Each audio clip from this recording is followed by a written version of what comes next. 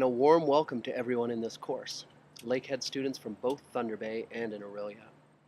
My name is Gary Plume, and I'm glad you decided to take this course, Global Citizenship Education, Expressions, Issues, and Applications for Teachers. Our plan for this term is to engage in the relatively new field of global citizenship education.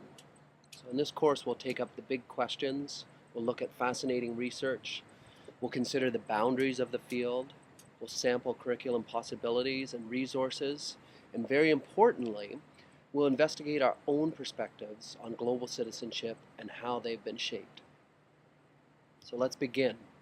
To start, let's look briefly at the terms that are used in the title of this course to begin thinking about what global citizenship education might entail. We see the term global in many circumstances: a global village, global warming, global marketing. So what do we mean when we affix the term global to something? Where is global? Is it the whole world, or is it just parts of the world? Who uses this term global, and who is entitled to be global? How does your personal history shape how you understand the term global?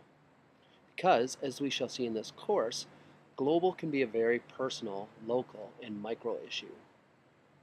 But clearly, global also has very macro and worldly connotations. 1.5 billion people live below the poverty line worldwide. Each hour, 3 species become extinct. Canadian students rank 6th in international reading tests. 41% of all females in sentence custody in Canada are Aboriginal women. The 85 richest people in the world own the same wealth as the 3.5 billion poorest people. These are the types of macro, global statistics that would be of interest to a global citizenship educator. So this matter of what exactly is global and what does that mean to you will be an ongoing theme for us throughout this course. Citizenship.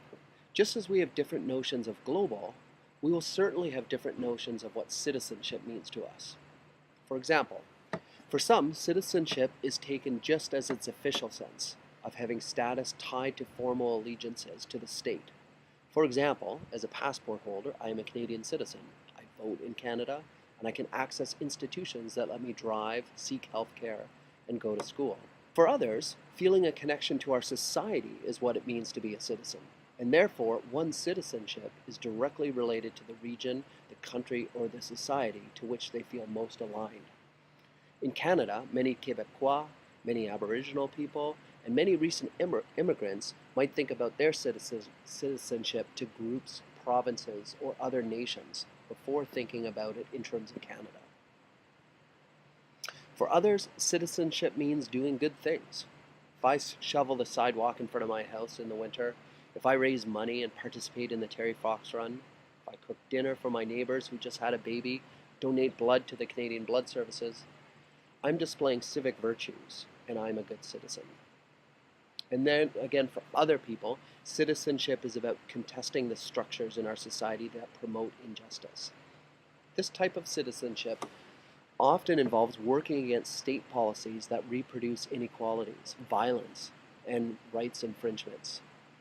So you might find this type of citizen in protest marches, spearheading campaigns, or teaching their students about the notion of social injustice.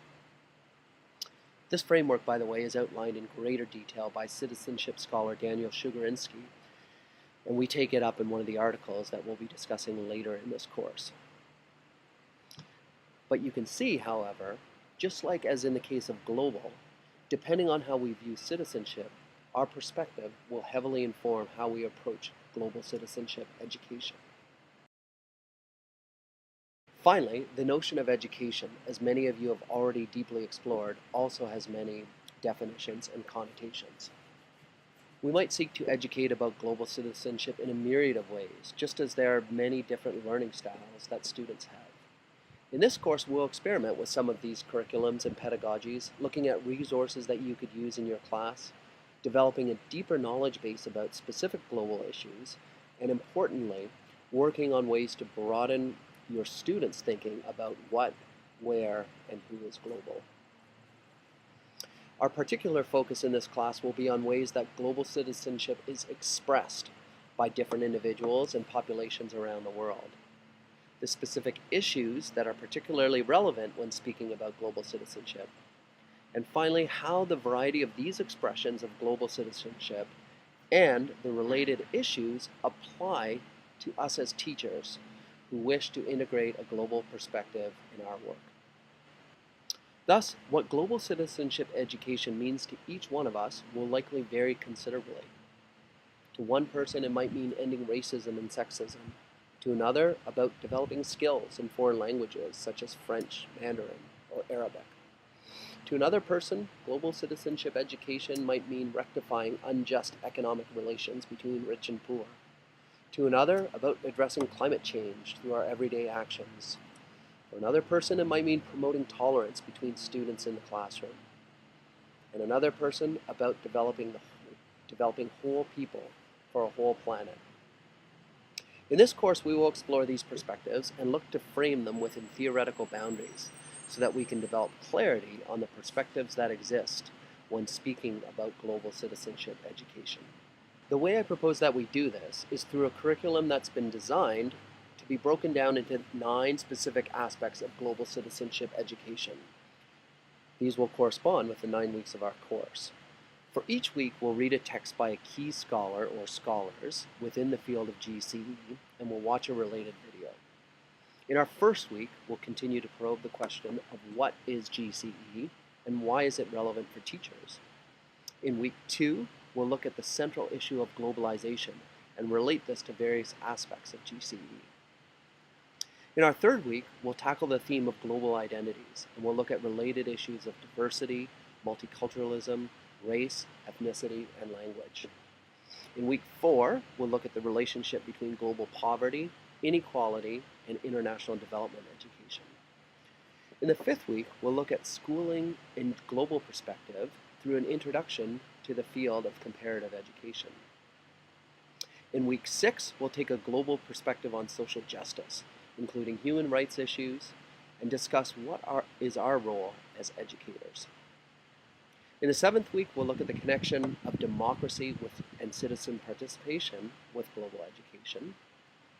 In our penultimate week, we'll look at issues relating to the global environment.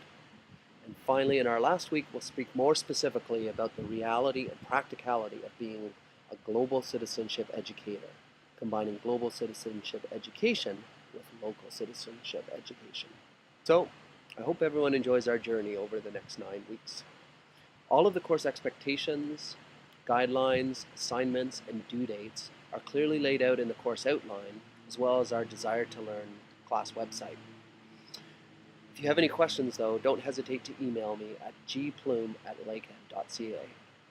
Speak again soon.